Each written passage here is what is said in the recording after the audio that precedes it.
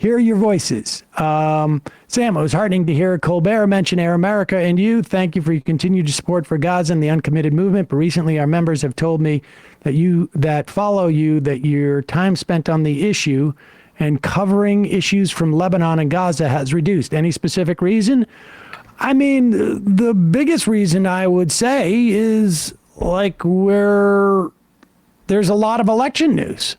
I opened with Lebanon yesterday, so we're trying to still keep it in the news cycle. Yeah, I mean, I think there was really a change once we started, like around the debate. I would say around like when Biden dropped out is when there was, I mean, we headline all the Lebanon stuff. At least I did today. I think you probably did yesterday. Mm-hmm.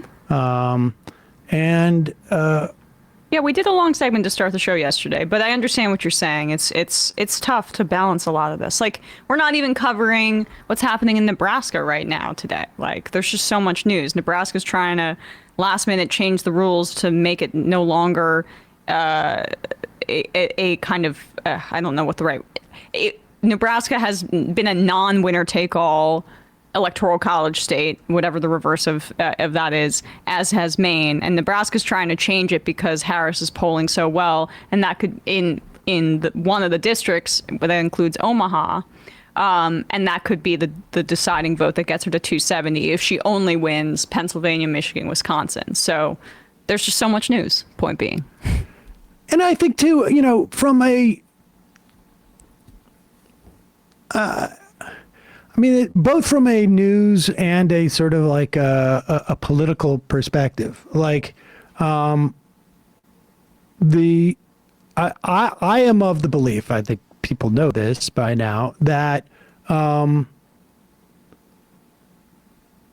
that in terms of like Palestinian suffering, I believe that Donald Trump will make it worse than Kamala Harris.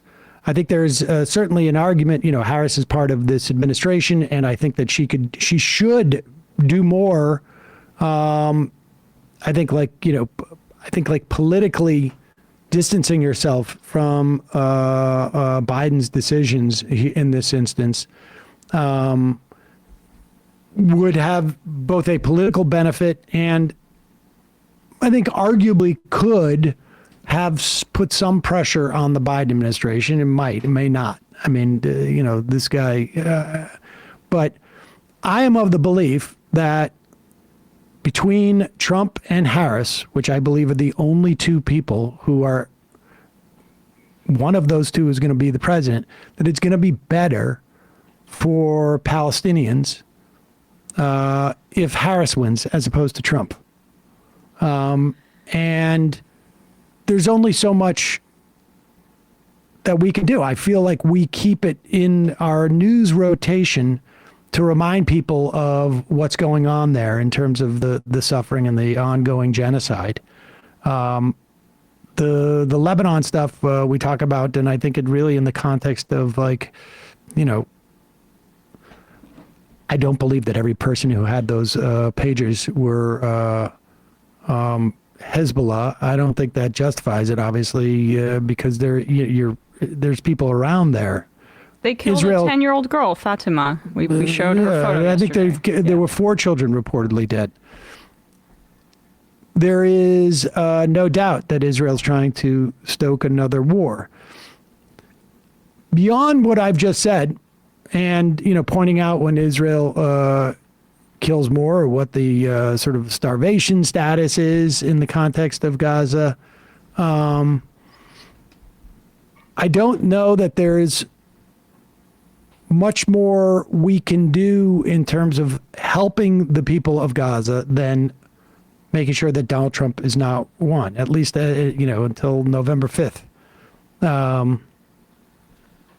Yeah. I mean, that's my, And it sounds like perhaps it's just wishful thinking, but I really like we played that clip of Ilhan Omar going on CNN, and when she opens with things like she's trying to suggest that Harris do what we say, like distance herself more from Biden and be more concrete on a policy shift. But she opens with that she's appreciated the empathy that she's shown, right?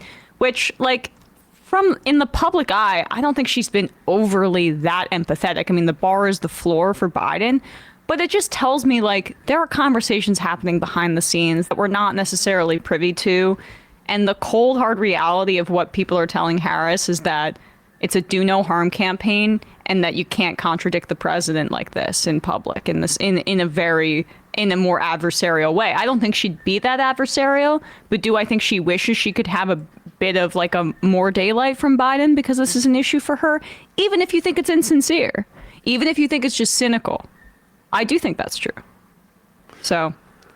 Someone asked what happened to the arrest warrant for Netanyahu. There was never a warrant issued as of yet.